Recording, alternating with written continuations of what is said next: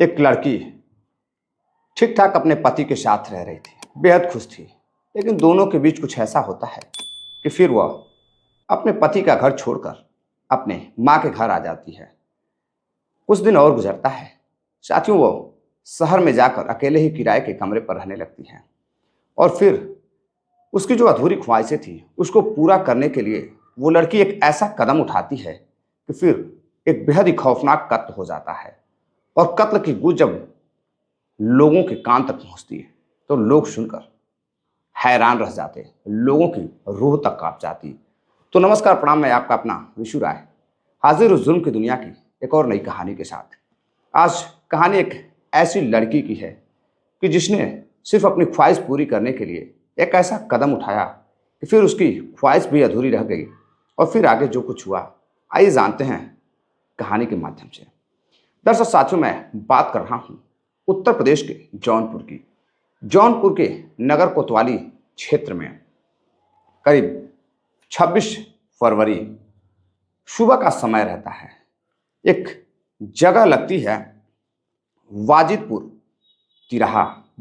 तिराहे के पास एक झील की झाड़ी कहते हैं। झील की झाड़ियों में कुछ व्यक्ति जब वहाँ कचरा फेंकने जाते हैं तो वह देखते हैं उस कचड़े वाली झाड़ी के पास एक सूटकेस पड़ा हुआ है। और तभी किसी का ध्यान उस सूटकेस पर जाता है जो कि थोड़ा अंदर था। उसके सामने एक हॉस्पिटल भी था। जब उस सूटकेस पर नजर पड़ती है तो व्यक्ति हैरान रह जाता है।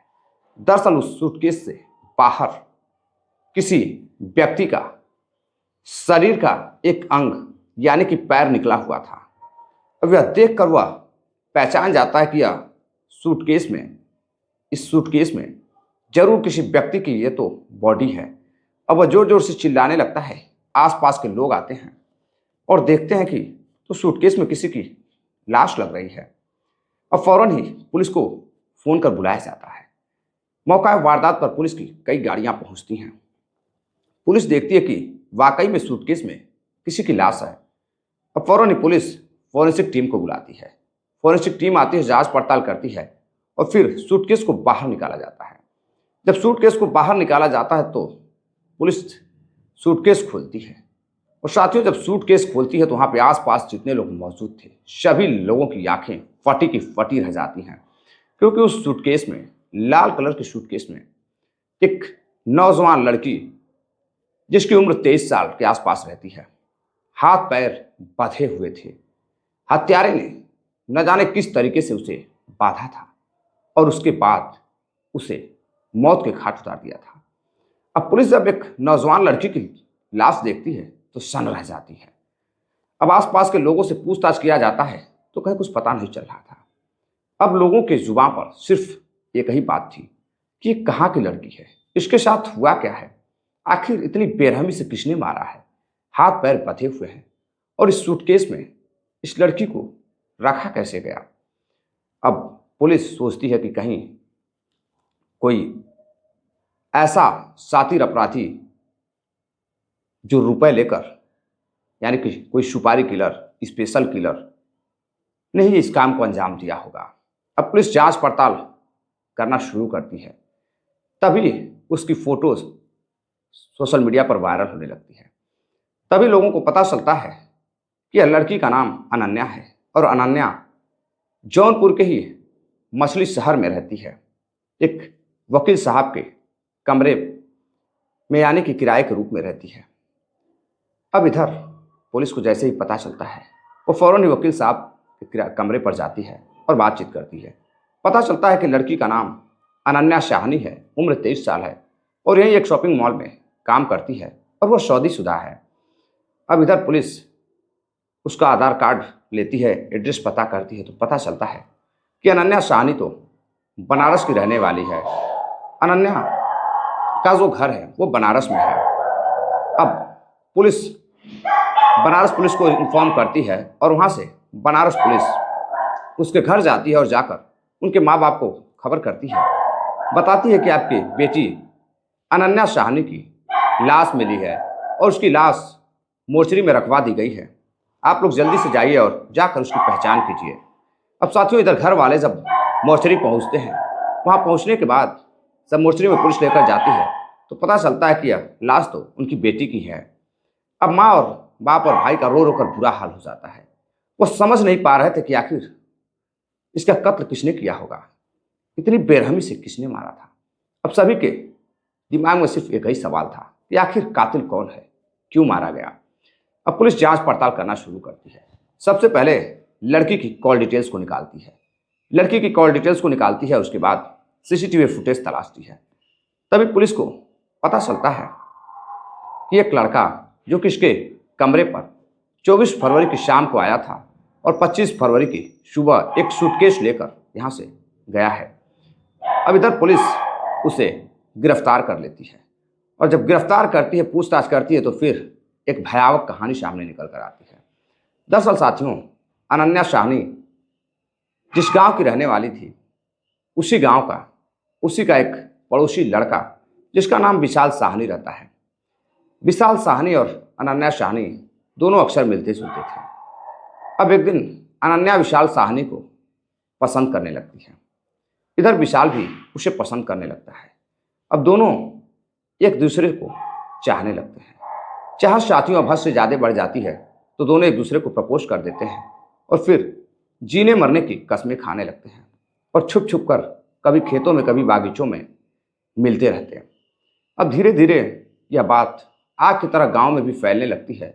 लोगों को भी पता चल जाता है कि विशाल का अनन्या के साथ संबंध है, कुछ तो इन लोगों के बीच चल रहा है। अब इधर धीरे धीरे घर वालों को पता चल जाता है। घर वाले अपनी बेटी अनन्या को डांट फटकार लगाते हैं और फिर अब पिता समझ जाता है कि लड़की बड़ी हो चुकी है। अब एक पिता जो जिम्मेदार व्यक्ति होता है घर का, वो अपनी इज्जत संभालने के लिए अब एक रिश्ता ढूंढने लगता है। फिर जब एक रिश्ता मिलता है तो एक अच्छे लड़के के साथ, शरीफ लड़के के साथ अपनी बेटी का दबाव बनाकर ज़बरदस्ती शादी कर दी जाती है। इधर शादी हो जाती है, वह अपने ससुराल चली जाती है। ससुराल जाने के बाद कुछ दिन तक सब कुछ अच्छा चल रहा था, सब कुछ बढ़िया चल रहा था। लेकिन फिर धीरे धीरे वो अपने पति से खुश नहीं रहती थी। अब उसे शहर की हवा लग चुकी थी, अब वो शहर में रहना चाहती थी। अब धीरे धीरे अपने पति से नोक-झोंक करती है, बात बात पर लड़ाई झगड़े करने लगती है। उसका पति अब परेशान हो जाता है। परेशान होकर कहता है, तुम्हें जो मन में आए वो करो। बस क्या, लड़की को यही चाहिए था। लड़की बस इतना सुनते ही अपना बोरिया बिस्तरा समेटती है और फिर अपने माँ बाप के घर वाराणसी चली जाती है, मायके चली जाती है। वहाँ जाने के बाद अपने माँ बाप को बताती है कि उसके पति से उसकी लड़ाई हो चुकी है, अभी वो अपने ससुराल नहीं जाएगी। काफ़ी गुस्से में बेटी को देखकर माँ बाप शरण दे देते हैं। कुछ दिन रहती है, लेकिन फिर वह कहीं बातचीत करती है। बातचीत करती है तो जौनपुर के मछली शहर में एक शॉपिंग मॉल में उसे नौकरी मिल जाती है और तब नौकरी मिल जाती है तो फिर साथ में वो निकलती है मछली शहर। मछली शहर जाने के बाद एक शॉपिंग मॉल में काम करने लगती है और अपने सहेली के साथ रहती है। लेकिन कुछ दिनों बाद जब पैसे इकट्ठे हो जाते हैं तो फिर वो एक किराए का कमरा लेती है, उसी कमरे में रहने लगती है। अब इधर अकेले रहती थी, सोशल मीडिया पर एक्टिव रहती थी, दिन रात लोगों से बातचीत करती थी, हमेशा कोई ना कोई स्टेटस फोटोज़ वगैरह डालती रहती थी। लेकिन जो उसका अकेलापन था, उधर पति से नाराज़गी थी, घर वालों से नाराज़गी थी, दूर नहीं हो रहा था। इसी बीच वो अपने फिर माँ बाप के घर जब लौटती है तो फिर से उसकी मुलाकात होती है विशाल से, और जब वो विशाल को देखती है तो फिर से उसकी वो पुरानी यादें ताज़ा हो जाती है और फिर वो विशाल को देखने के बाद विशाल से बात करना चाहती थी। अब घर वालों को पता था कि शादी हो गई है तो विशाल भी सुधर गया होगा, इधर अनन्या भी सुधर गई होगी। लेकिन फिर से विशाल और अनन्या का प्रेम संबंध शुरू हो जाता है और फिर दोनों छुप छुप कर मिलने लगते हैं, बातें करने लगते हैं। इधर विशाल को पता चलता है कि पति से काफ़ी नाराज़ होकर घर आई है और मछली शहर में किराए के रूम पर रहती है। अब कई बार जाकर वो उसके कमरे पर मिलता था, उससे बातें करता था, लेकिन धीरे धीरे समय बीतता जाता है। साल 2025 आ जाता है। साथियों, जब साल 2025 आ जाता है तो इधर विशाल अनन्या से बातचीत करने शुरू कर देता है। अनन्या से कहता है कि वो उससे मिलना चाहता है, ढेर सारा प्यार करना चाहता है। अनन्या भी उसे कहती है ठीक है, एक काम करो कि कुछ दिन और रुको, फिर मेरे कमरे पर आ जाना। इधर विशाल मिलने के लिए 24 फरवरी का दिन चुनता है और 24 फरवरी को वह अपने बनारस शहर से ट्रेन पकड़ता है और पहुंचता है जौनपुर। जौनपुर जाने के बाद अब अनन्या उसे फिर से लेने जाती है।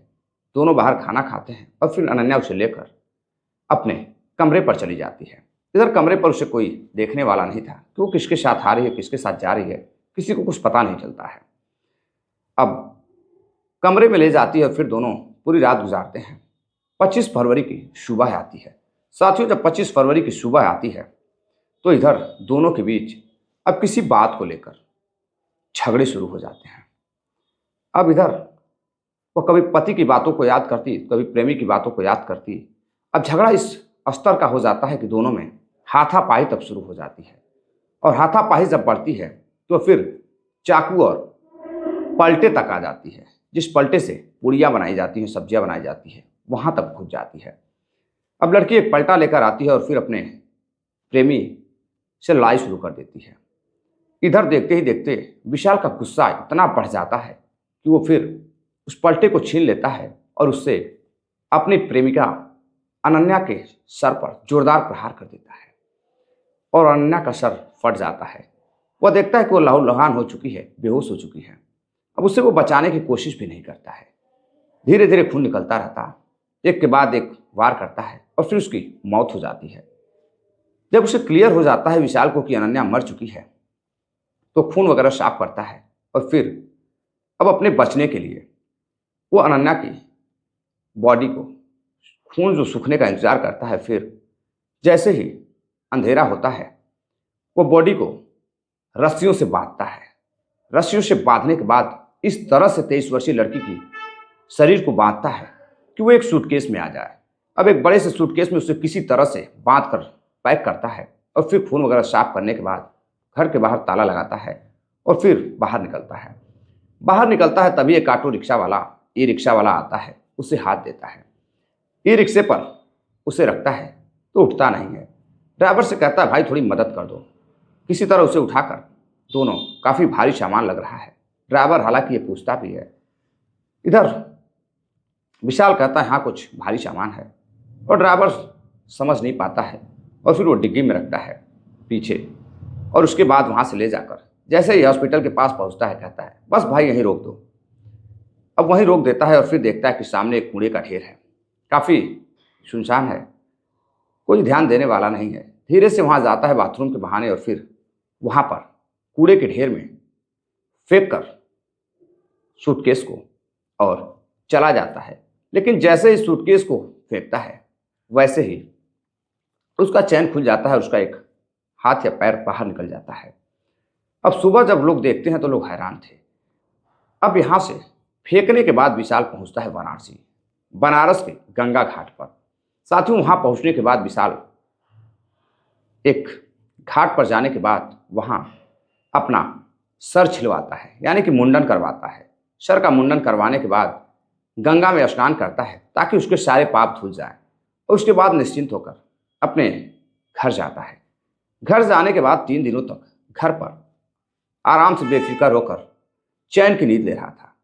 तभी पुलिस को उसके बारे में पता चलता है और फिर उसकी बॉडी जब मिलती है तो विशाल को भी पता चल जाता है न्यूज़पेपरों के माध्यम से कि उसकी बॉडी मिल चुकी है, पुलिस तलाश कर रही है। अब वो समझ जाता है कि कहीं ना कहीं पुलिस उसे पकड़ ही लेगी, क्योंकि कानून के हाथ बड़े लंबे होते हैं, अपराधी कोई भी हो बच नहीं सकता है। अब इधर विशाल के बुरे दिन शुरू हो जाते हैं। यहाँ से विशाल भागने की कोशिश करता है बनारस से भागता है और फिर साथियों भागकर 28 तारीख को जौनपुर जंक्शन पहुँचता है। जौनपुर जंक्शन अभी वहीं पर था, तभी पुलिस उसकी लोकेशन को ट्रेस कर लेती है। पता चल जाता है कि वो जौनपुर जंक्शन के आसपास है। तभी पुलिस जंक्शन से उसे गिरफ्तार कर लेती है। गिरफ्तार कर पुलिस उसे थाने ले जाती है, पूछताछ करती है और फिर पूछताछ कर उसे जेल भेज देती है। साथियों, कहते हैं कि अनन्या अगर अपने पति के साथ रहती तो शायद खुश रहती। अब वो फिर से अपने पुराने बॉयफ्रेंड के प्यार में पागल हो जाती है और फिर अपने ज़िंदगी को ही गवा बैठती है, अपना मौत को खुद चुन लेती है। तो साथियों, ये थी पूरी कहानी। इस घटनाक्रम को सुनाने का उद्देश्य आपको जागरूक करना है, किसी को हैरान करना या परेशान करना नहीं है। साथियों, अपना ख्याल रखिएगा। मिलते हैं एक और नई कहानी के साथ। तब तक के लिए नमस्कार, जय हिंद।